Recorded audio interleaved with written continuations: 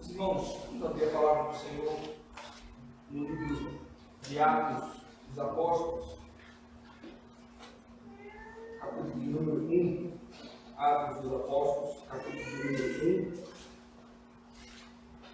1. Nós, a partir de hoje, começaremos a exposição do livro de Atos dos Apóstolos. Em 2016, nós já estudamos esse livro nas quartas-feiras, e nós vamos retornar ao estudo do livro de Atos dos Apóstolos, para que nós então vejamos qual é a nossa missão com a igreja, com o que Cristo Jesus deseja, que a sua igreja faça para que ela continue pregando o Evangelho. Vamos ler, meus irmãos, Atos capítulo 1, versículo de número 1 ao versículo de número 5. Escrevi o primeiro livro, ó Teófilo, relatando todas as coisas que Jesus começou a fazer e a ensinar, até o dia em que, depois de haver dado mandamentos por intermédio do Espírito Santo aos apóstolos que escolhera, foi elevado às alturas. A estes também, depois de ter padecido, se apresentou vivo, com muitas provas incontestáveis, aparecendo-lhes durante 40 dias e falando das coisas concernentes ao reino de Deus. E comendo com eles, determinou-lhes que não se ausentassem de Jerusalém, mas que esperassem a promessa do Pai, a qual, disse ele, de mim ouvistes. Porque João, na verdade, batizou com água, mas vós sereis batizados com o Espírito Santo, não muito depois destes dias. Vamos orar mais uma vez. Ó Deus, pedimos humildemente a tua iluminação, a tua direção nesta noite, para que possamos aprender a tua palavra e colocá-la em prática. É, Senhor Deus, que nós oramos, pedindo no nome de Jesus. Amém. Meus irmãos, o livro de Atos, como os irmãos já devem saber, ele foi escrito por Lucas, o evangelista, ou Lucas, que escreveu também o Evangelho. Ele não era um dos 12 apóstolos, mas ele andou com os apóstolos, especialmente o apóstolo Paulo. Ele foi um dos companheiros de Paulo em suas viagens. Então, a esses livros que nós temos aqui, o Evangelho de Lucas e o Atos dos Apóstolos, eles formam uma coleção ou um conjunto de 2 volumes daquilo que Cristo Jesus começou a fazer antes da sua morte, até então a sua morte na cruz do Calvário, e especialmente então no Evangelho de Lucas, e depois aquilo que Cristo continuou a fazer após a sua ressurreição. É interessante então nós olharmos esses livros e percebemos que o propósito que Lucas tem é justamente fazer com que aqueles que ouviram falar a respeito de Cristo, mas talvez não viram a Cristo, eles possam ver nesses livros a prova que de fato Jesus Cristo ressuscitou e Jesus Cristo continua a atuar através da sua igreja. Se nós então olharmos aqui as introduções do livro do Evangelho de Lucas e do livro de Atos dos Apóstolos, nós vamos encontrar o mesmo propósito nos 2 livros, fazer com que Teófilo examine as coisas que Lucas compilou e ele então chega à conclusão que Cristo de fato está vivo e que Cristo ainda continua a agir. Nós vemos então Teófilo receber esse livro. Talvez a palavra Teófilo, o significado do nome Teófilo, ele remeta não apenas a uma pessoa, mas ele remeta a todos aqueles que amam a Deus, a todos aqueles então que se aproximam da palavra do Senhor, desejando encontrar o Senhor e ver então Cristo Jesus ainda atuando no meio do seu povo. Nós vemos aqui Lucas, no início desse livro de Atos dos Apóstolos, apresentando provas e dizendo, ó Teófilo, aqui estão provas que de fato Cristo ressuscitou. Nós vemos isso aqui, meus irmãos, de 2 maneiras. Primeiramente, nós vemos então as provas históricas que são apresentadas por Lucas. Lucas começa aqui o seu relato, como nós lemos aqui no versículo 1 até o versículo de número 4, apresentando aquilo que foi o resultado da sua pesquisa. Se nós lemos aqui novamente, diz, escrevi o primeiro livro, que que é o Evangelho de Lucas, ó Teófilo, relatando as coisas que Jesus começou a fazer e a ensinar. Até o dia em que, depois de haver dado mandamentos por intermédio do Espírito Santo aos apóstolos que escolhera, foi elevado às alturas. Nós vemos aqui Lucas dizendo, eu relatei todas as coisas que Cristo Jesus começou a fazer.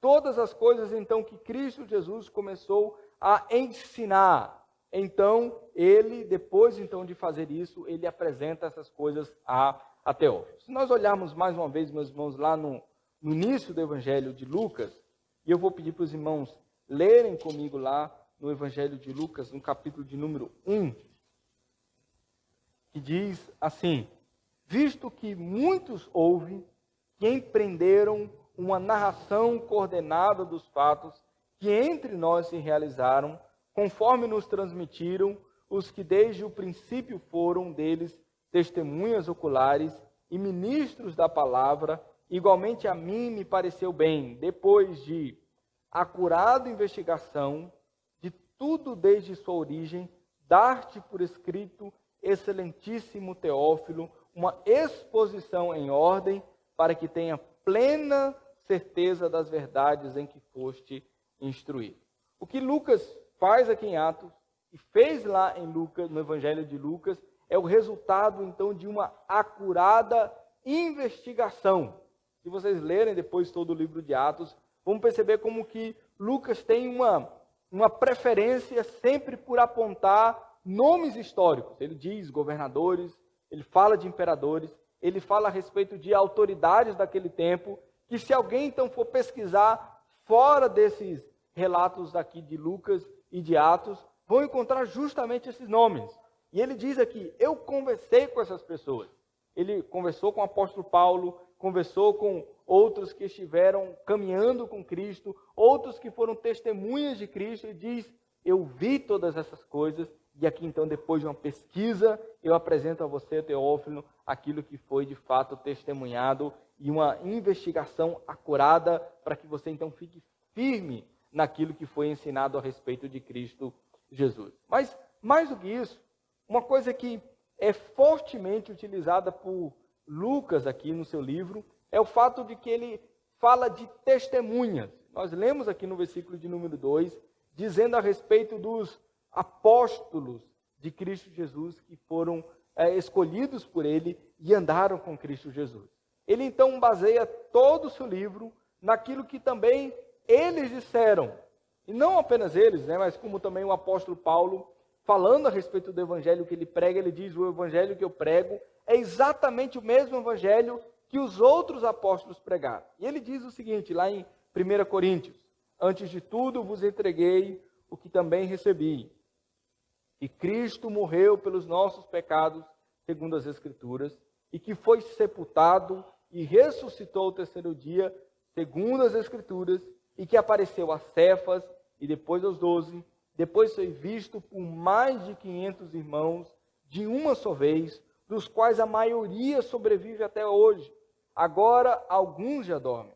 Depois foi visto por Tiago, mais tarde por todos os apóstolos, e afinal, depois de todos, foi visto também por mim, como por um nascido fora de tempo. O apóstolo Paulo fala aqui o que é que a mesma coisa que Lucas encontrou. Testemunhas oculares de pessoas reais que viram de fato a Cristo Jesus.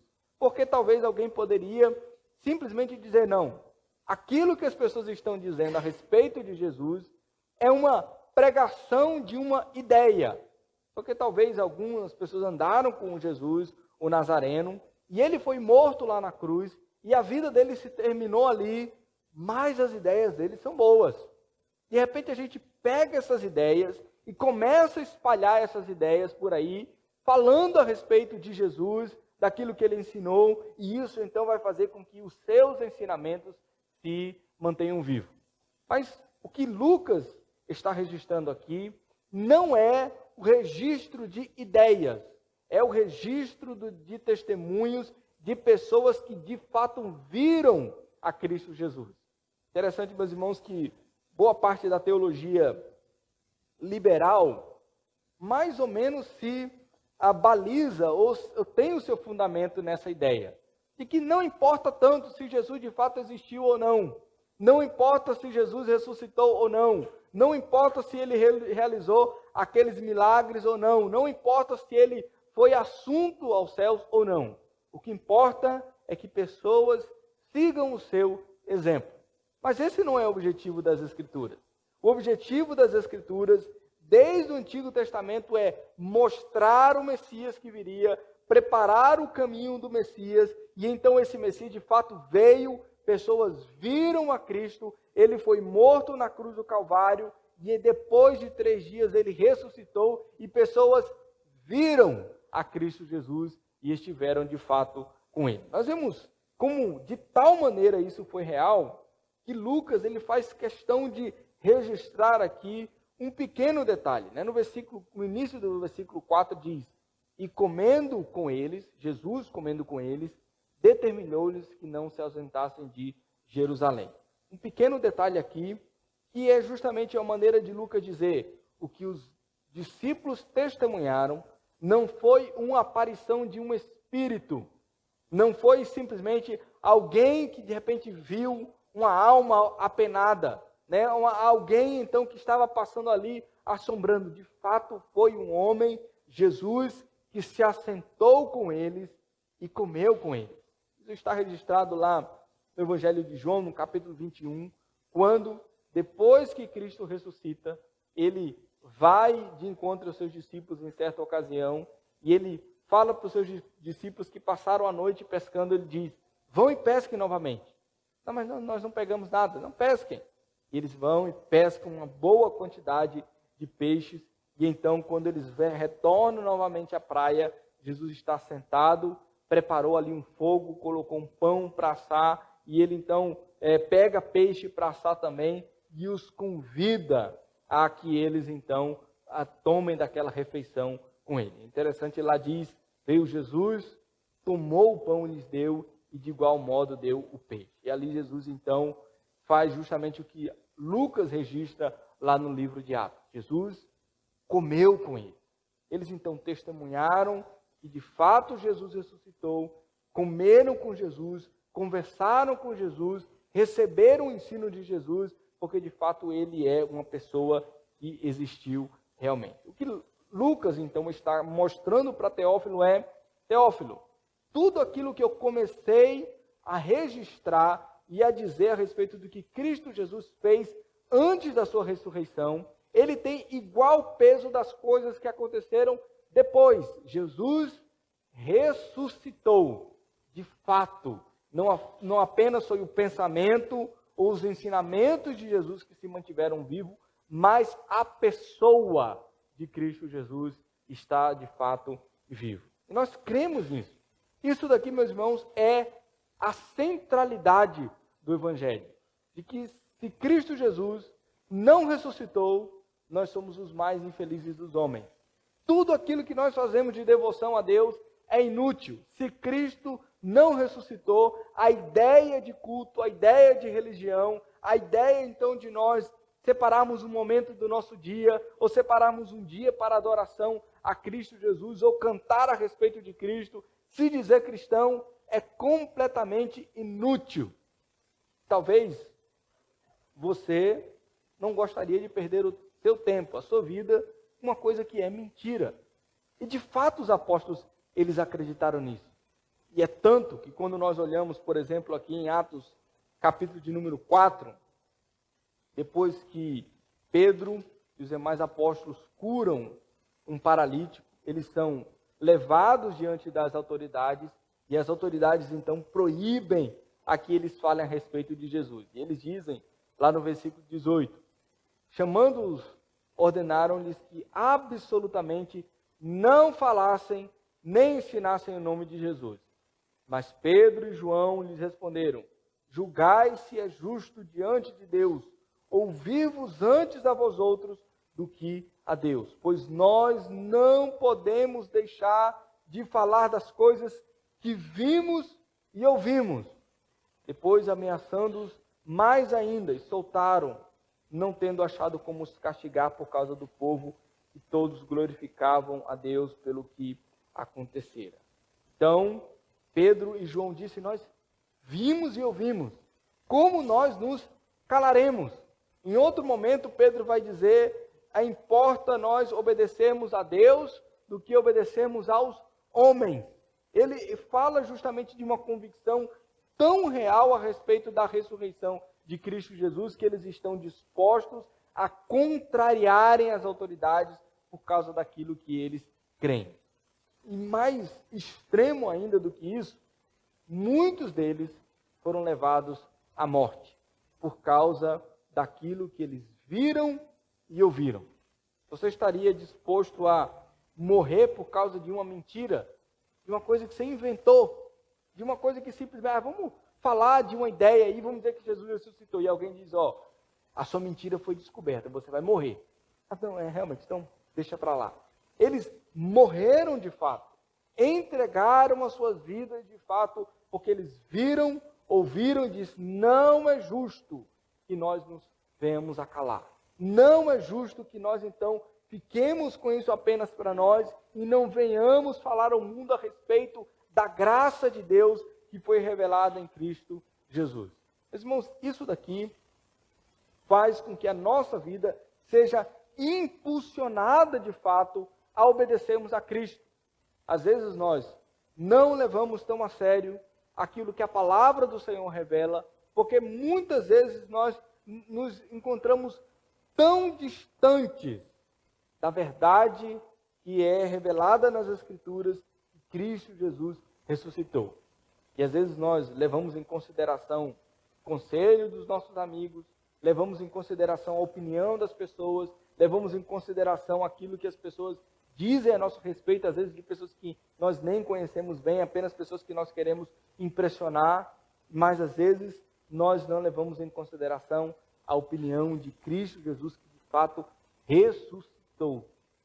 A obediência é necessária. Vejam aqui, meus irmãos, como que Cristo Jesus fala aos discípulos dizendo: permaneçam em Jerusalém. Depois ele fala aqui no versículo 2, dos mandamentos que ele dá por intermédio do Espírito Santo. Ele fala a respeito da obediência que a igreja precisa ter. Então eles dizem: agora vocês me veem, eu sou real, portanto, obedeçam aquilo que eu estou dizendo a vocês. Não é apenas uma ideia abstrata, é um homem que ressuscitou, é uma pessoa que ressuscitou e fala e nos diz: obedeçam aquilo que eu estou dizendo a vocês. Lembra do Salmo 2 que nós lemos aqui? Muitos zombam, muitos não levam em consideração, mas um dia então a ira do Senhor será revelada. E ele diz: beijai o filho para que não se irrite. Ou seja, leve em consideração, ame o Filho de Deus, busque o Filho de Deus, a esse que ressuscitou da morte, porque se você não levar em consideração a esse que de fato ressuscitou, um dia de fato ele se apresentará vivo e então todos reconhecerão que de fato aquilo que foi anunciado a respeito de Cristo Jesus era verdade. Mas há uma segunda prova aqui que nós encontramos no texto. A segunda prova é a que Lucas fala, é a respeito da promessa que seria dada ao povo de Deus. E que promessa é essa? Nós vemos aqui no versículo 4 dizer: e comendo com eles, determinou-lhes que não se ausentassem de Jerusalém, mas que esperassem a promessa do Pai, a qual disse ele: de mim ouviste. Porque João, na verdade, batizou com água, mas vós sereis batizados com o Espírito Santo não muito depois destes dias. A segunda prova que Lucas então apresenta é a promessa do Espírito Santo que seria derramado abundantemente sobre a igreja. Nós vemos isso desde o Antigo Testamento, lá no livro do profeta Ezequiel, no capítulo 37, que fala como o Espírito seria derramado de tal maneira onde aqueles ossos secos, eles recobrariam vida e aquele exército morto então ressuscitaria e teria assim um povo que seria renovado pelo Espírito de Deus. Nós vemos em Joel também, no capítulo 28, que diz: acontecerá, capítulo 2, perdão, versículo 28, e acontecerá depois que derramarei o meu espírito sobre toda a carne, se referindo a todo o povo de Deus, a todos aqueles então que receberiam abundantemente a promessa do Espírito de Deus sobre as suas vidas. Nós vemos aqui isso acontecer no capítulo de número 2, e nós veremos oportunamente, de forma mais detalhada, mas o que Lucas começa dizendo é: Deus prometeu o Espírito, Cristo prometeu que derramaria o seu Espírito sobre a igreja. E é interessante que ele começa ressaltando aqui que eles permanecessem em Jerusalém.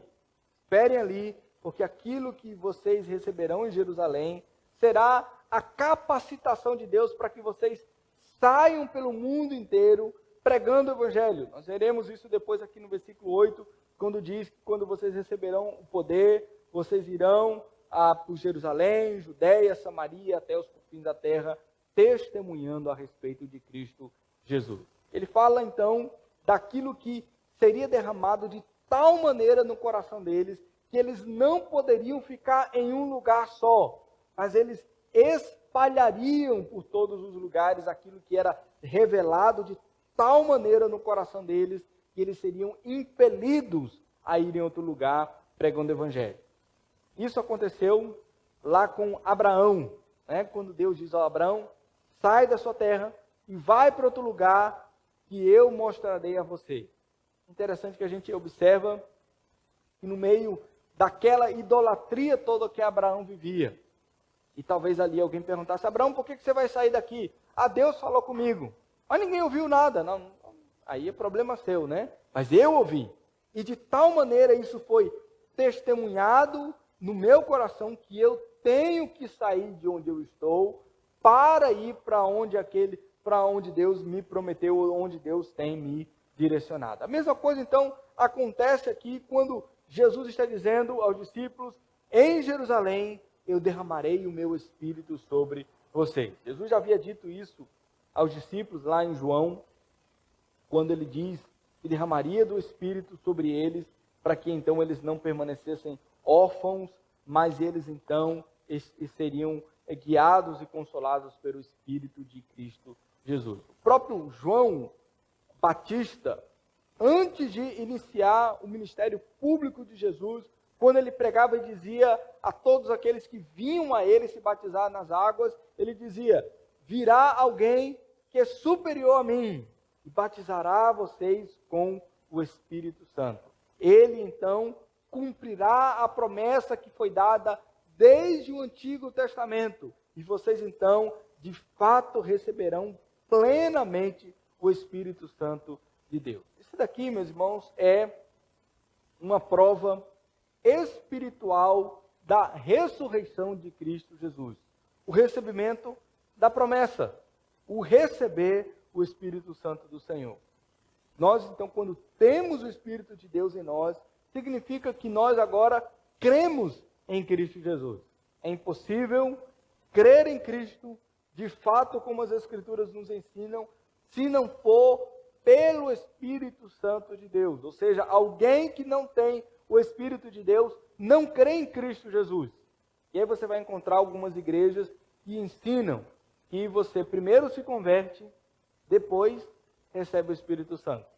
Primeiro você, então, aceita Jesus, depois você recebe o Espírito Santo. Mas não é isso que a Bíblia ensina. A Bíblia ensina que nós somos capacitados pelo Senhor, capacitados, então, com o seu Espírito, para que nós, então, venhamos ser impelidos a fazer a vontade de Cristo, obedecer a Cristo Jesus. A presença do Espírito Santo em nós é aquilo que, de fato, nos convence que Cristo Jesus é real, que a sua mensagem é real, que a sua ressurreição foi real.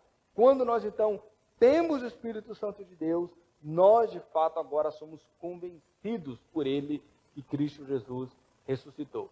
Sem esse Espírito, não há conversão. Sem o Espírito, não há crença em Cristo Jesus.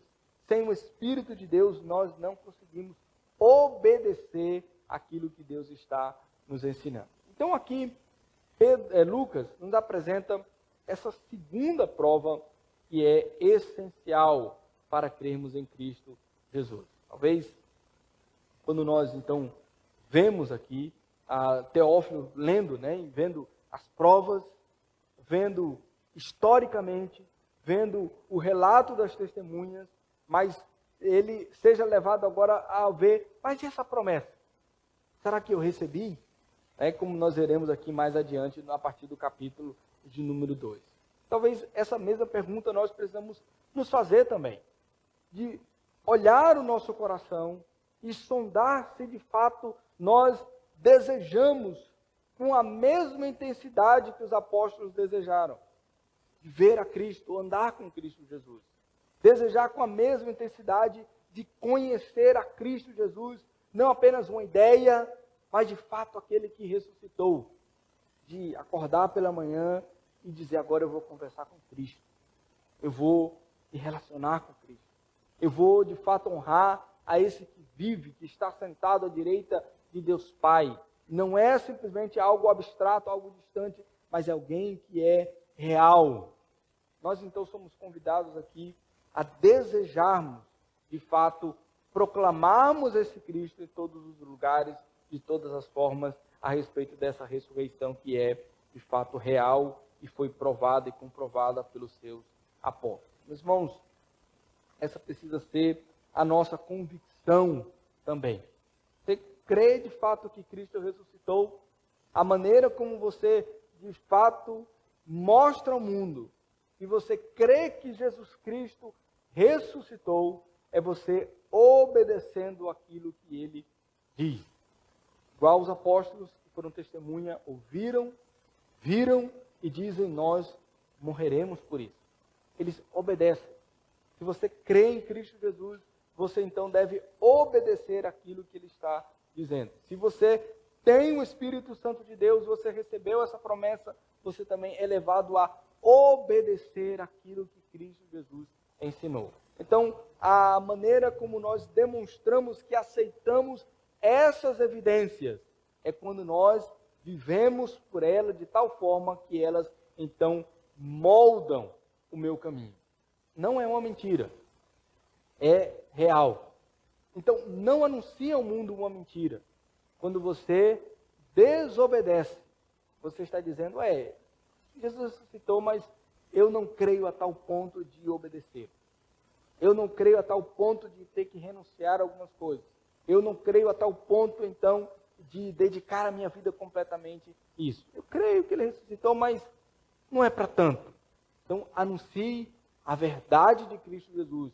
Não anuncie ao mundo a incredulidade, a vida de alguém que vive por uma mentira, que de fato não acredita naquilo que está anunciando e aquilo que está pregando. Que o Senhor, então, nos conduza a vivermos de acordo com essas evidências da existência de Cristo e da ressurreição de Cristo Jesus. Vamos orar, meus irmãos? Ó Deus, nós cremos que o Senhor ressuscitou. Cremos que o Senhor, pelo teu poder, manifestou ao mundo Jesus ressurreto, de aquele que venceu a morte e fez, ó Deus, com que nós, que não éramos merecedores de salvação, fôssemos resgatados pelo Senhor.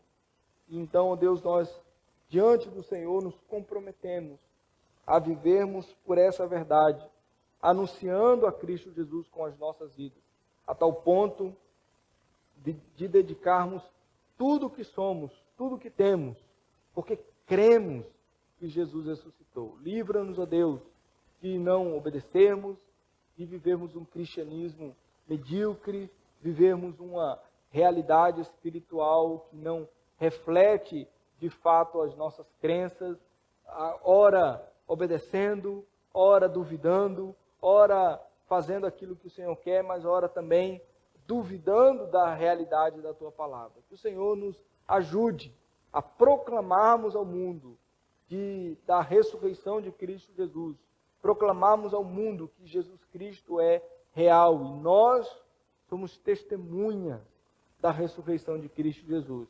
Não porque os nossos olhos viram, mas porque a tua promessa, o teu Espírito Santo foi derramado em nós, sobre nós, e nós agora então, convencidos em nosso coração de que Cristo é real, nós proclamamos ao mundo que Cristo Jesus nos libertou do pecado e um dia retornará para buscar o teu povo. É assim, Deus, que nós cremos, e é assim, Deus, que nós queremos viver, em nome de Cristo Jesus. Amém.